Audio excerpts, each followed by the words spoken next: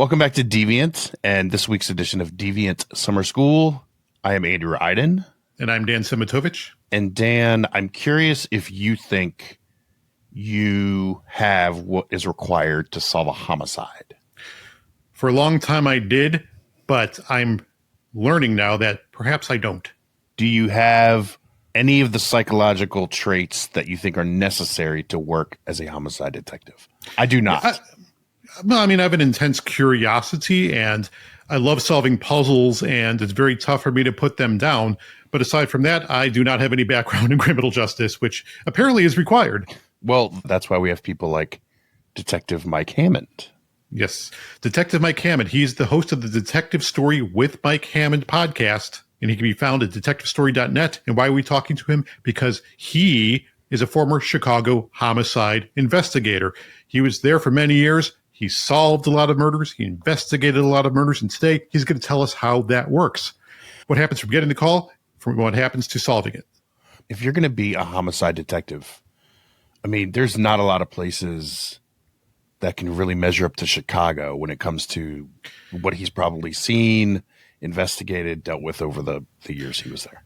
Yeah, there's a lot happening there. And he's even dealt with cold cases. That was his focus for many years during part of his career. So we're going to learn how that works too. And there's so much that goes into murder investigations that we're actually going to split this into two lessons of summer school. In this first part, we're going to talk about the beginning of the process, getting that call, arriving at the scene, processing that scene, how it works, what you do. And in the second part of summer school next week, we're going to talk about actually catching the perpetrator and how cold cases are tackled.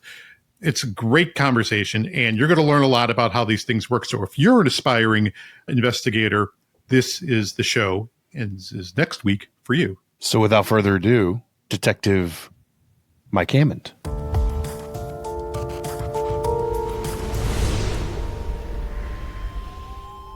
Mike Hammond, you, as we mentioned, were a Chicago police homicide detective. So as a Chicagoan, as someone who knows that area, as someone who's grown up in that area, I can personally say there's no better person to talk to about how murder investigations work than you. So thank you so much for being willing to do this.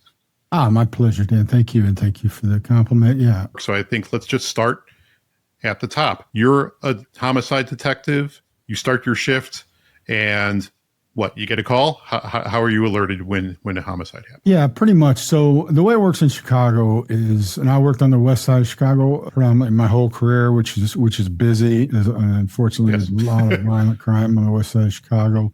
Just quick synopsis. I show up to work every day. Like I worked until I worked like cold case, which was more specialized. I'm working the street. I work a shift. I always like the afternoon shift, like 5 to 1 a.m. because it was busier. A lot more people are out. There's a lot going on. So you show up to our office there on the west side of Chicago, our homicide office. We all muster, and a sergeant or lieutenant kind of does a roll call and, hey, check, see who's going on, who's active, who's on something, if there's an active case going on, what's going on. Kind of just debriefing, right? This is what to be looking for during your shift.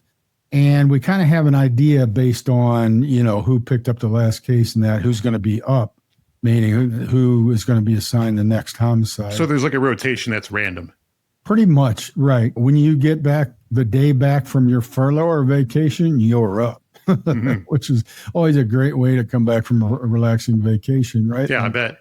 And because in TV and movies, it's always like, oh, we got this kind of case. It's a real whodunit. Let's give it to Hammond. But that's, it's not really how it works. No, and especially in Area 4, when I first got there, which was literally the year 2000, there was a bunch of really, really professional, competent homicide detectives.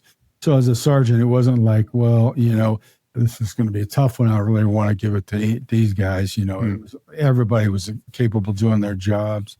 They were certainly like, the high level people were really experienced, but yeah, it's a rotation that you kind of try and stick to out of fairness more than anything else. And also because of the back end stuff, right? Like you prefer not to have the same team having to go to court all the time. Right, yeah.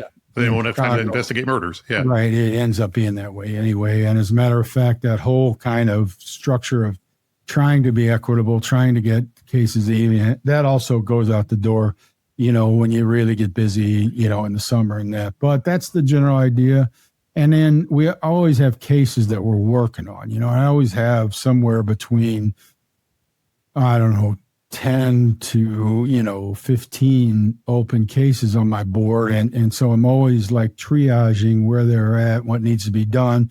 So walking out the door, roll call, if I don't have anything new assigned, like I've got work to do, people to interview, people to find, evidence to get submitted, lots of those things, right, which we can get into. But so then we're basically out the door on the street.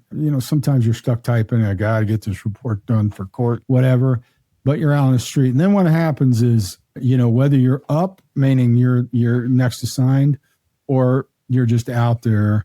Used to be page, we get a page from the office, which was the page was just 640, which was a numerical name of our unit. Area 4 was 640. And you get that 640 and you'd be like, uh-oh. So then you'd find a phone, call the office, you have it come in, we got one, or they tell you, hey, you got one at this location. Or a lot of times it was just like, these guys got this caper over here. It's going to be intricate. You guys go assist. Yep, we're on the way, So that's kind of how it starts. So you get one of those and you get dispatched to the scene and, you roll up. What's the first thing that you do once you get onto the scene? So the first thing on the scene is you want to talk to the coppers who are already on the scene. Generally, you have a sergeant or, lieutenant, some supervisor who's going to find you, and almost always the beat officers are the first on the scene of a homicide, right? So their job is to secure the scene, talk to witnesses if there's somebody there, kind of get a general idea what happened, if they're looking for an offender right away, if they got an offender in custody, which happens, and then protect the crime scene for us. As Chicago's, it's a big city, but it's a big city of kind of neighborhoods, as you know well. Yes. So we're never usually that far off, which is always kind of an upside too as a policeman when you need help. Generally, it's not like you're in the middle of, Nebraska or somewhere. If help's 45 minutes away, you call for help in Chicago, other policemen are generally pretty close. So we usually get there pretty quickly. The policemen have got the scene marked off with crime scene tape, and later that became a two-tiered thing. So you'd see yellow tape in a bigger area and then red tape with an inner scene, which is more the kind of critical area, maybe where the body is or the body had been or what critical evidence is where the murder had happened. Then you get a rundown from the officers on the scene as to what they know. And then I'm assigned, my partner and I have brief conversation about what needs to be done. It's kind of a triage hierarchy thing of things you want to make sure you get done immediately. And then so you just start going down your checklist,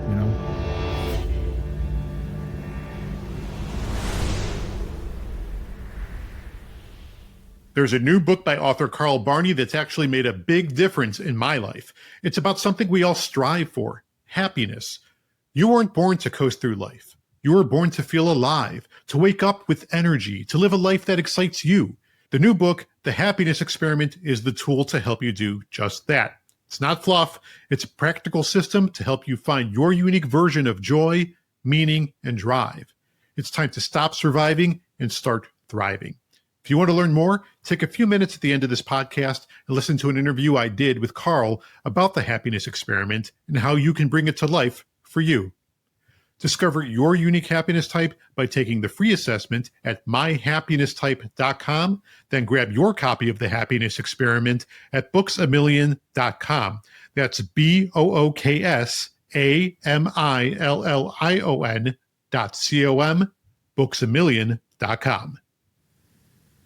Back to our hypothetical scene here, right? You've passed the yellow tape. You've talked to the first responders, the first officers on scene. Then you get to the red sort of actual scene where the murder was, or the body was, or the body is.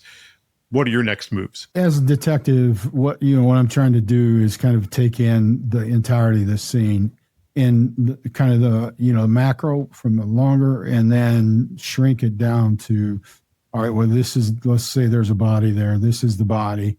That's the pinpoint, right? So you're working outwards in and visually trying to take it in and get an idea of what I've been told by the detectives, witnesses that are available to talk to immediately, and how does that kind of mesh with what I'm seeing in front of me, and then trying to identify right away what is going to be obviously critical evidence, and once again, then kind of working out from that what might not be so obvious, but what's some of that critical evidence that you're looking for? So the obvious stuff would be, right, like if there's a knife sticking out of the body, right? Most obvious. Got to have that knife recovered, got to have, blood trail, blood scene, anything that potentially, especially in this day and age, anything that's, DNA probative, certainly, we're looking hard for that.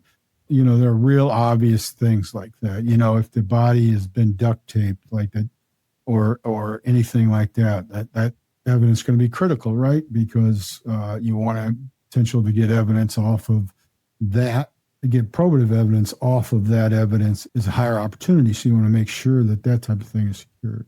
What is probative evidence? Probative means that, that's a word I use a lot, and probably I should more often define that. To me, probative means that it's going to be usable for prosecution, right? So fingerprint, DNA, the knife. Probative meaning, I'd have to look up the exact definition, but to me, it means that it's going to end up in court as part of the prosecution to help you solve the case. You know what I mean? So something that's not probative is evidence that's ancillary to the case. That's not going to be, you might think early on that, okay, this might be important. Then it turns out, we've got an answer for that. That was Joe Schmo drunk out of that beer bottle 2 days ago when he was there, whatever, you know what I mean? Yeah. Things like that. Okay. Now that you sort of gathered that, if the body's there, then at that point, do you clear it to be removed, or how does that work? Yeah. So Or CSI comes in? First things first, we take a look, but we don't touch anything, right? We want to get an idea of what's there, take a look, because I want my crime lab guys to come, this is also a different thing with Chicago, probably New York and LA, maybe Houston, bigger cities, because I know a lot of the medium to smaller size cities that they do a lot of their evidence collection themselves as detectives. That's really maybe an ideal way to do it, in that you've got real control of the evidence. But I don't know that, but I do know that for us, we have a crime lab unit, and they come out and they film. They take, photographs, and then they start collecting evidence. So for their filming, you'd like for the scene to be as pristine as you can make it. You know what I mean? Sometimes it's not hard to do that. You find a body alone up on railroad tracks or something, and say, all right, everybody stay back. You're clearly deceased, whatever. Let's let the crime lab get here and film everything and take pictures, whatever. You like for those, because that film and those crime scene photos have always played a big part to me, and I think they always do for court. Obviously, I think, it's dynamic, but also, I looked, especially working cold case for a long time, I stared at crime scene photos way much more probably than any psychiatrist would say is healthy. But you're just looking, and you never know when you say, hey, what is that doing there? You know what I mean? Like, why? I never got an answer for that piece of whatever. So those scene photos and film are very important, and that's got to be like step one of the evidence collection process. So once that's done, then, the crime lab people say, all right, film done. We're done with pictures. A lot of times we'll direct them with that too. Hey, would you take a picture of those beer bottles over there for me? We'll collect those later, whatever, All right, when they're done with that, we often want to take a look at the body, so we'll put gloves on. You don't want to do much there because you want the body to get to the morgue, the medical examiner here, also in pretty pristine. But there are some things that you'd like to know right away. Or what are we looking for in terms of a weapon? If it's not obvious, what was the cause of death? If it's obvious, potential identification of the victim, which can be critical, that can be time critical, right? So that's something you'd like to know as soon as possible. And you always hear about time of death, right? Is that something that you try to determine at the scene? Is the clock ticking on trying to figure that out for science reasons, or do you wait to get to the morgue for that? Yeah, so time of death is a real, that's a real misunderstood thing. I think that, a lot of times it's very obvious. This just happened, right? So within the last 10 minutes or whatever. Hmm. Sometimes it's not so obvious, like, the body's in some, state of decomposition. And sometimes you either are in your head, you can kind of do math. A lot of it's dependent on weather and that, but there's lividity there. Lividity is when the heart stops, the blood gravity takes over the blood, right? So whatever's closest to the ground, the blood's going to roll there, and that shows as like dark bruises on the body. Like if someone's on their back, it'll be like, the buttocks, the elbows, that kind of thing, right? Correct. Whatever's kind of lowest to the ground. So if they're on the stairs, it's going to be towards the bottom of the stairs, whatever. Mm-hmm. And that can also be very telling immediately, because like if body is positioned on its back looking towards the sky and the lividity is apparent on top, like, okay, they've been moved, right? The body's been moved. So, those are kind of things you can tell right away. Our medical examiner, I don't know that they, in my career, never doesn't give a time of death. Oh, interesting. Yeah, just doesn't do it. Did you feel like that? I mean, is that something that you were left? Because it seems like a pretty, when it's obviously something that's happened clearly within the last, 24 hours, right? That seems like it would be a pretty important piece of evidence for you guys in establishing timelines. Is that something that you were left to determine for yourself? Or is that something that would be working toward? Yeah, that's part of the investigation, really. I mean, there's reasons that the medical examiner doesn't do that here, and it's not like nefarious. They will tell us like what the contents of the stomach, and how far along maybe it was in that digestive process, things like that, to help us kind of do that. But there are so many variables, especially in a city like this with weather, like rigor mortis is an example. In the winter, sets in a lot faster than in the summer. It just there's a lot that plays into that makes it different. It could be 2 degrees outside, but it's in a 70-degree apartment. You know what I mean? Like there's a lot of variables that go along with all that. So the biggest reason I think the medical examiner, not that like I'm whatever, but that they don't do that here is, they don't want to get themselves sideways with the investigation potentially, because you can find out. I'm not so sure it's a great idea for anybody to give an exact time of death, but sometimes you can determine that by witness statements, or, there's video where a person gets shot and they drop to the ground, and okay, this is exactly when the heart stopped beating, but it's pretty close, right?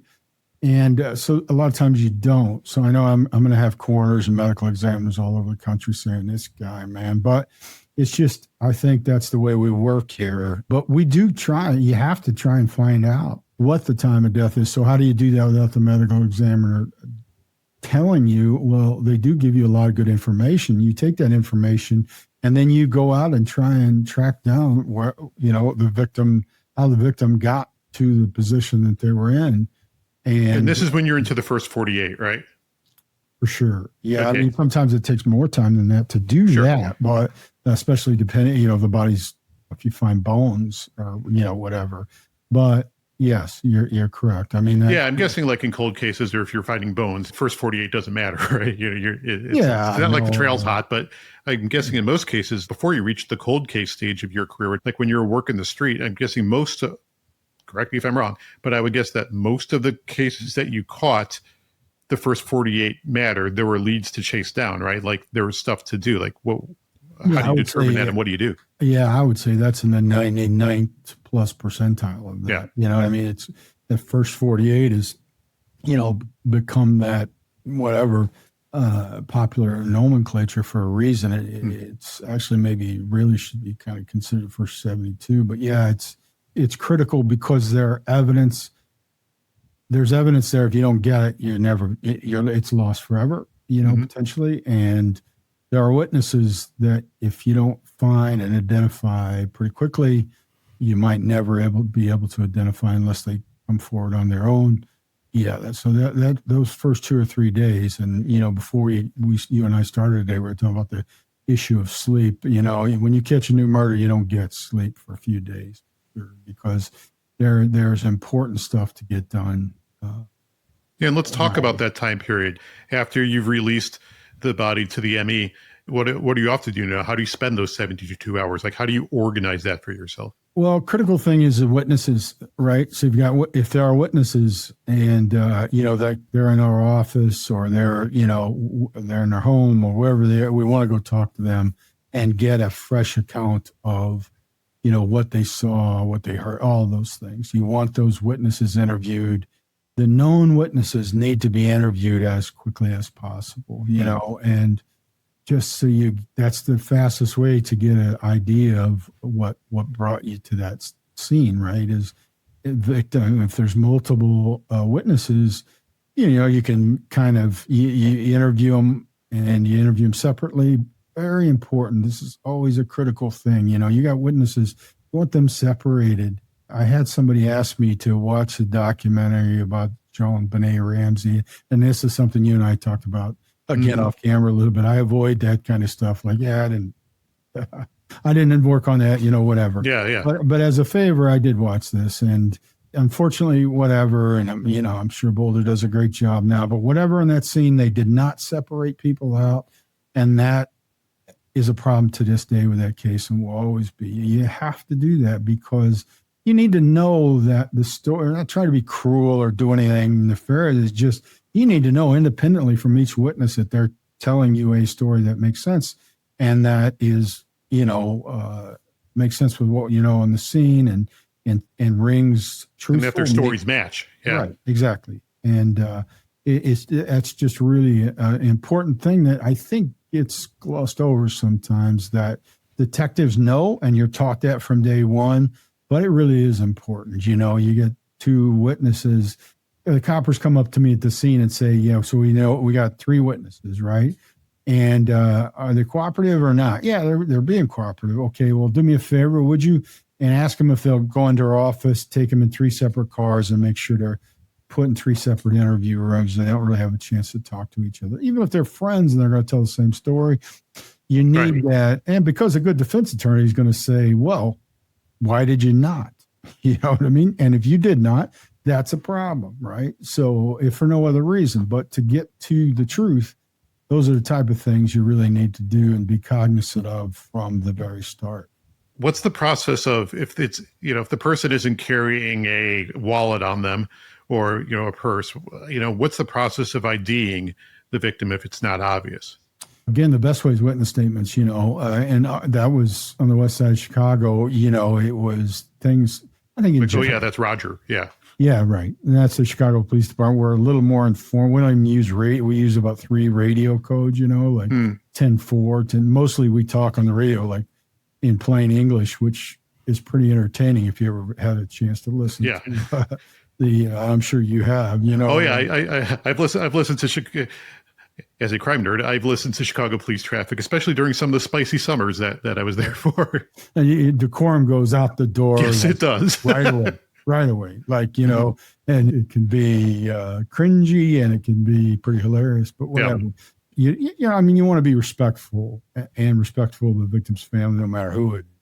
But it was not uncommon for a guy to be, I say guy in a general term, but I mean, that's what we're talking about a lot is lying on the corner, dead, shot. And, I just walk around the crowd and say, does anybody know who that is? And then you get 15 people say, yeah, that's Roger.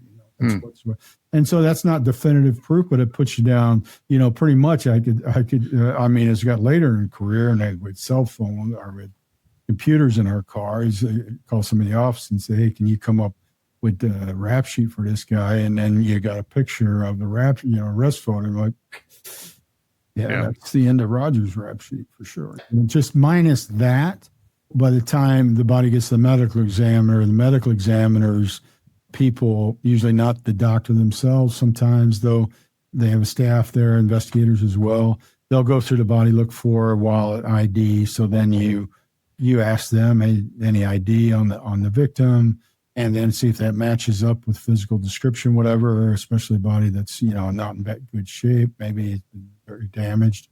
You do more work. But absent any of that, now you got to start. It's just a body. Again, let's not to bang on the railroad, but up on the railroad tracks, and there's nothing else. No ID. Then you got to start a longer process of, sometimes the medical examiner will, they'll take the fingerprints off the body, and we'll get those fingerprints and get them into AFIS, which is the National Fingerprint Database. A lot of times that will give us if they have, an arrest record, or if they're missing, sometimes the victims' families will provide fingerprints if they're available. And then, dental records still play a part. That's a medical examiner thing. And then ultimately DNA as well.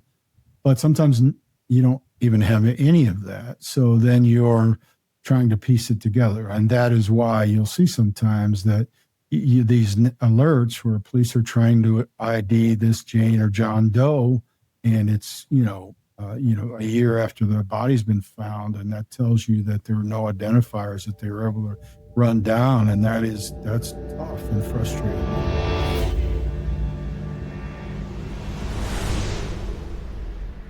Thanks for joining us for part 1 of Deviant Summer School Homicide Investigations. Next week, part 2, where we're going to talk about how suspects are actually captured and prosecuted, and how Mike handles solving cold cases. Again, make sure to check out Mike's podcast, Detective Story with Mike Hammond, wherever you get podcasts, or detectivestory.net. Also, make sure to check us out on Patreon, deviantpodcast.com. There's all sorts of good stuff there, extras from the shows that we do. Hit us up on social also at deviant.podcast on Instagram and TikTok. Until next time, thanks for listening. Deviant is written, produced, and executive produced by Clark Goldband, Andrew Iden, and me, Dan Semitovich. Original scoring is from Shuvo Sir. Distribution, marketing, and sales support comes from our partners at Gemini 13. Deviant is a production of Cold Open Media.